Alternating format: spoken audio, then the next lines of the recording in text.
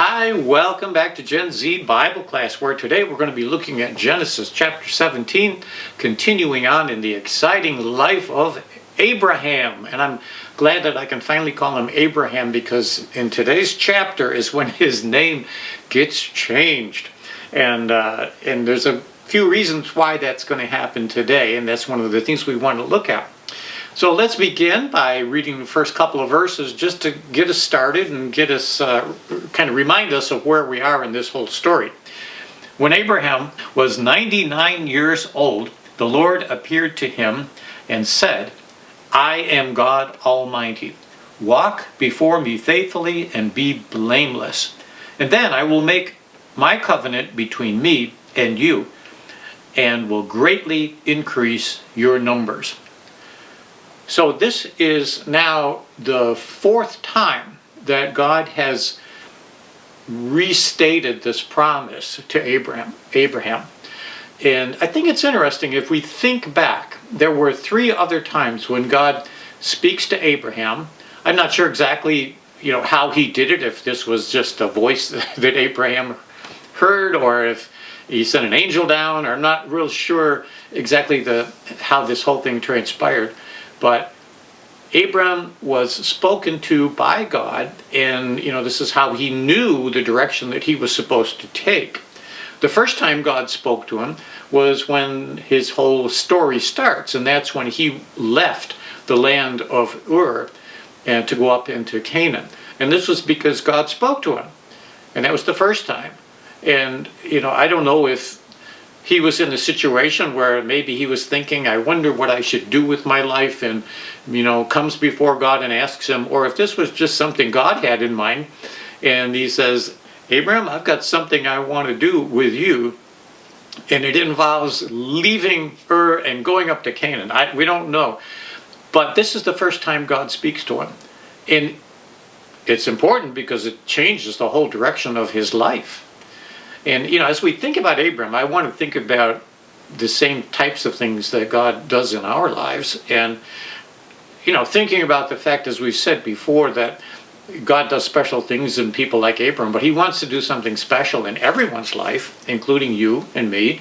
And for this reason, I think it's very important that we take some time to try to listen to God's voice and to think about what he wants to accomplish in our life, because it's so much more than what we want to accomplish in our lives. And there's nothing wrong with making plans and having hopes and dreams for the future and all this stuff, but to be coordinated with God, I think that's one of the lessons that we learn about Abram.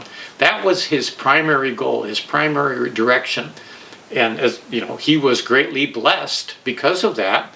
He did have a lot of success in this world, but his primary goal was always I guess you could say the target that he had was to please God and to live a life honoring to God.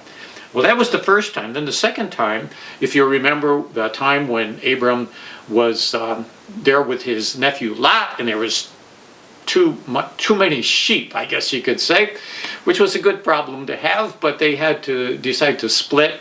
And Abraham says, "Okay, Lot, you decide which land you want." Although Abraham certainly would have had the authority to simply tell him, "You go here and I'll go here." But I think one of the reasons that Abraham was willing to do that is because he had, by this time in his life, he had already learned that it was God who was going to take care of him. And he didn't necessarily need the best real estate. So he gives Lot the opportunity to choose all that nice land out in the Jordan Valley, and of course that doesn't necessarily work out all that well for him. But that was one of the times, the second time that God spoke to him, because I think maybe at this time he needed to be encouraged a little bit. I think when we think about Abram's walk with God, it was not so much like a sprint. It was more like a marathon. And, you can read all this very quickly, but we have to keep in mind the fact that all of these things occurred over a period of 25 years, which is about as long as most of you Gen Zers have lived. So it's not like, Abram wakes up every morning and has coffee with God. remember how it was with Adam and Eve before sin comes in and messes things up. Every morning they, in the cool of the morning, they would get together and, just hang out with God, and how wonderful that must have been. Well, Abraham has a similar relationship to God, and I think when he made this deal with Lot, maybe you ever hear the term buyer's remorse? He might have been thinking, I wonder if I should have done that. Maybe, I'm giving him all this good land. But then he has to stop and think, yeah, but remember that promise that God made to me 11 years ago. It's been like all this time has gone on. And he's had all these adventures, in that time.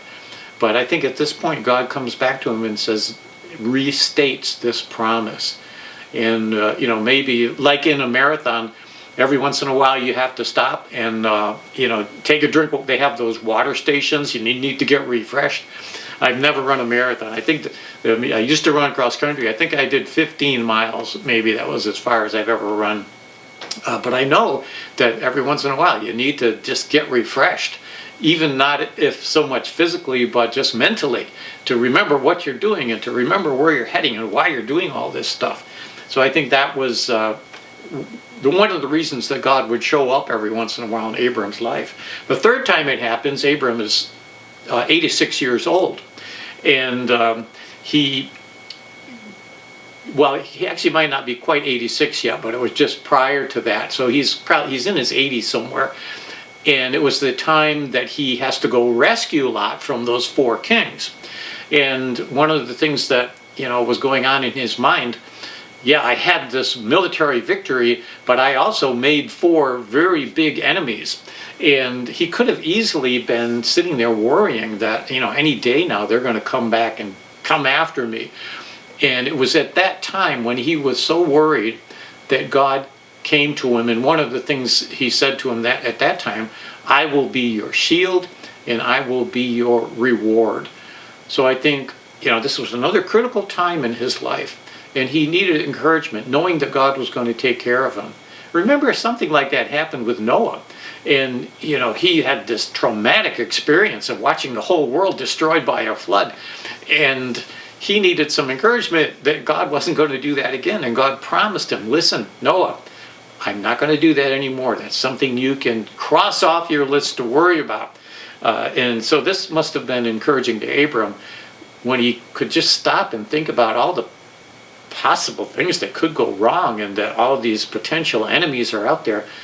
But God reassures him and he says, don't worry, I'm going to take care of you. I've got your back. And then we finally come to the next time, the 4th time God speaks to Abram. Actually, it's not the last time because there's some more stuff coming in the future.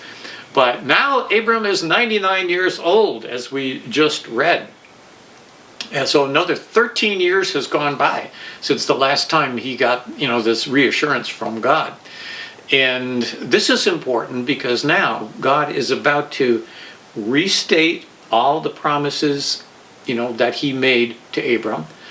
And he's going to also reassure him that this son that I promised you is going to come.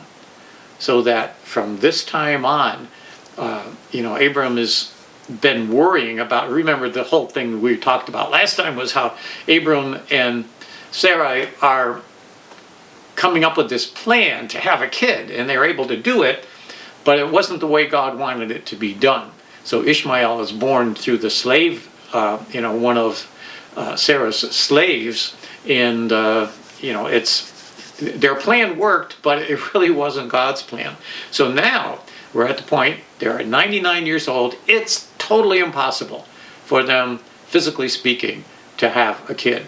And I think that's part of the reason that God wanted to wait. Remember, we talked about how God sometimes very often will not fulfill his promises until the time is right.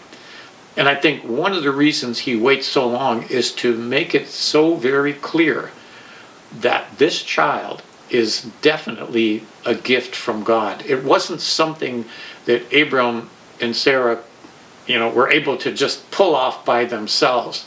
This was truly a miracle child.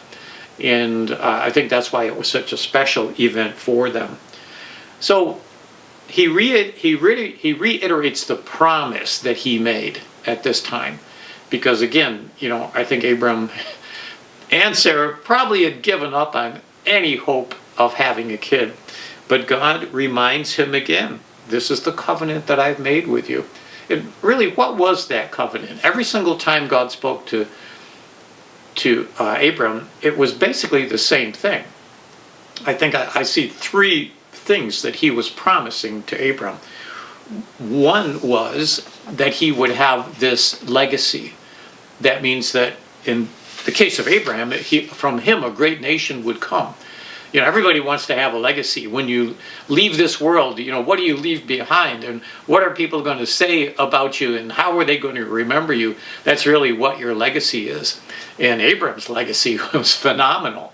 I mean, if you think right now, even today, everyone who is Muslim, everyone who is Jewish, and everyone who is Christian see Abram as their father, either physically or spiritually. And, we talked a little bit about that. The qualities that we see in Abram's life are the ones that we as Christians are shooting for. And it is still really what God wants from us as well. So we can see Abram as like a spiritual leader to us and a guy who sets an example. But there's something, in order for us to appreciate what Abram was doing, we have to understand that this covenant, we said a covenant is like a contract. And every time you sign a contract, both parties in that deal have some responsibility. And the same thing is true with this covenant that God makes with Abraham. If I was going to sell my house and I find somebody to buy it, then we would drop a contract. And basically that would say that if you give me this much money, I'm going to give you my house. And then you have all the details about what closing day is going to be, and they have to worry about, their mortgage and how they can verify their ability. You get all these little details, but basically each person has a responsibility in this contract. Abraham had responsibility as well. And what was that responsibility? Well, actually, we read about it in the very first couple of verses where it said, walk before me faithfully and be blameless. In other words, Abraham was expected to live a certain kind of life.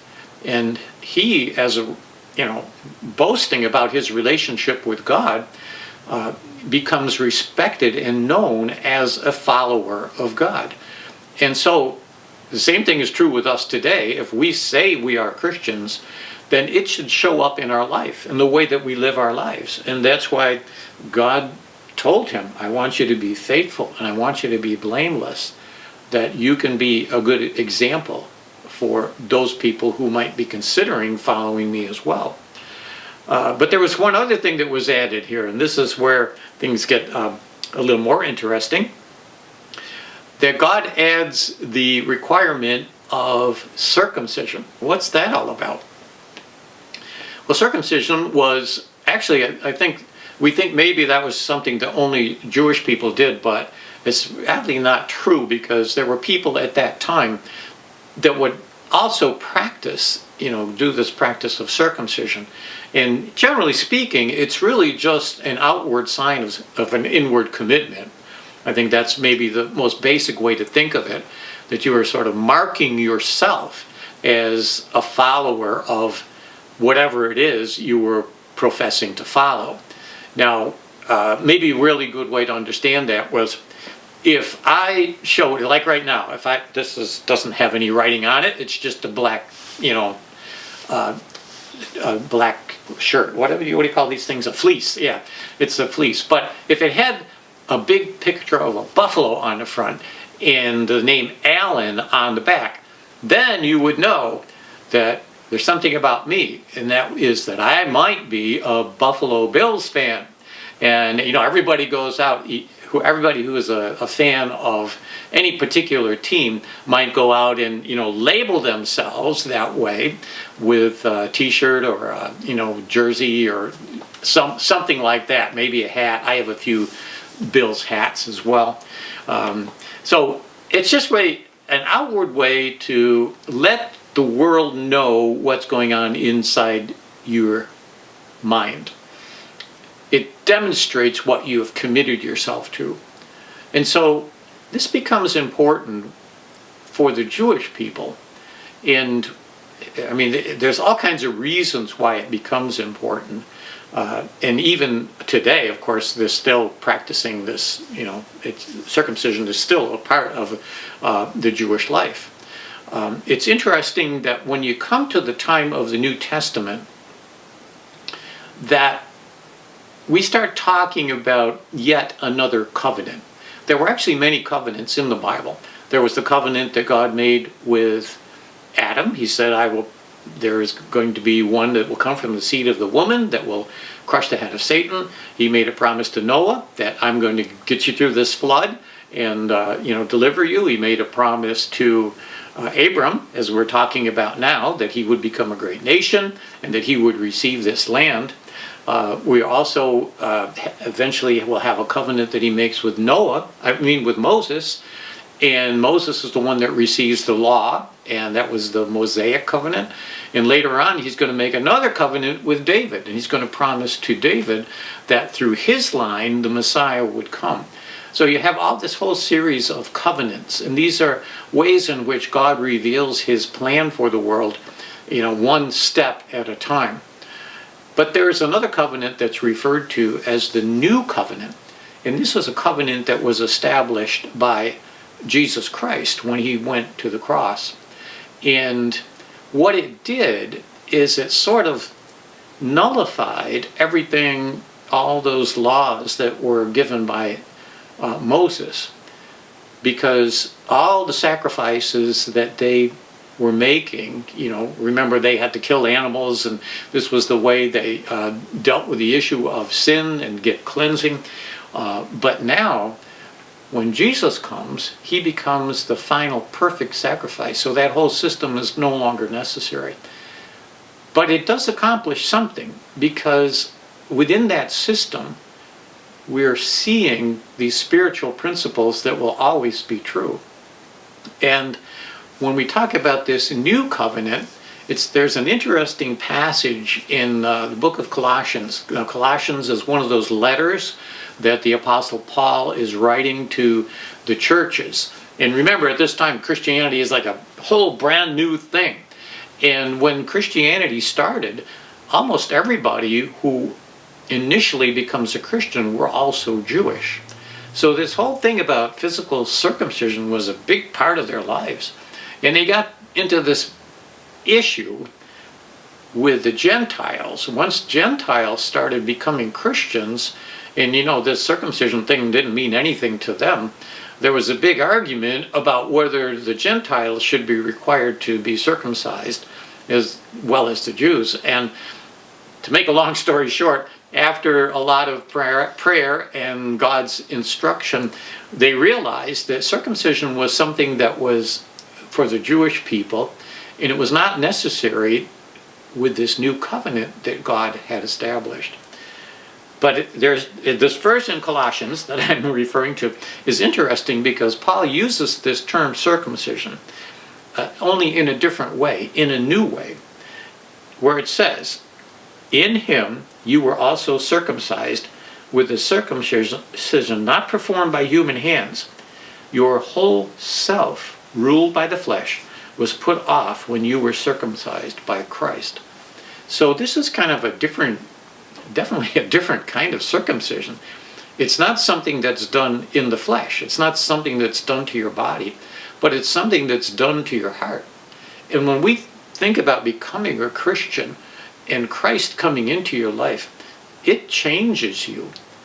Just like, you get changed if you're physically circumcised, when you were spiritually circumcised, and that's what Paul is talking about here, you were circumcised by Christ. It wasn't on the physical realm, it was something that happens in your heart. and you become a new creature, and the old part of you, that old sinful part of you, fades away and dies, and you kind of wake up to a new life. And so this is why we can see how important this whole command to Abram to circumcise and he had to circumcise everybody, not just his kids or himself, but everybody that worked for him, his slaves, his servants. And I mean, this was a real serious commitment. Can you imagine? Okay, guys, we've got a little something we want to do here today. And the amazing thing about Abram, and this is part of his character, is he does it immediately. God tells him to do something, and no matter how hard it is and how unbelievable it may seem, what is it you want us to do? That he makes sure that it gets done immediately. And I think that's another, just off to the side, a really good lesson for us. One more little thing, when it comes to this whole subject of circumcision, it's interesting that he said on the 8th day. And one of the things that we know, medically speaking, that it was on the 8th day in the life of a baby, of an infant, that's the first day that their blood would clot, it would coagulate.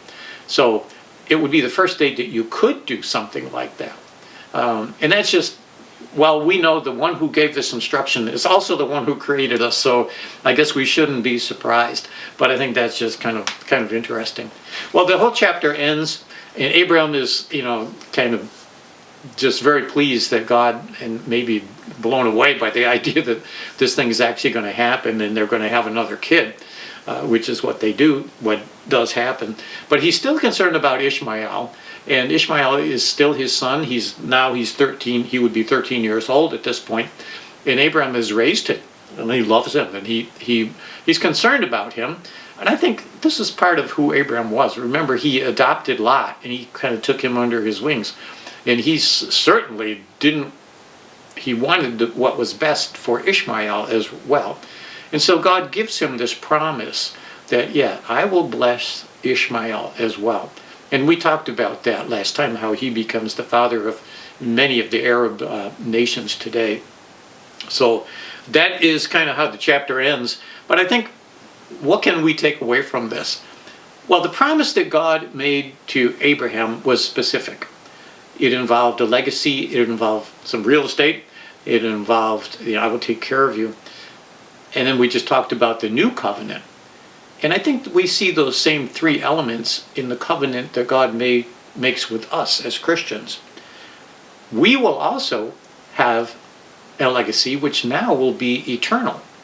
Everybody wants to have a legacy. You think more about that when you get older, like me.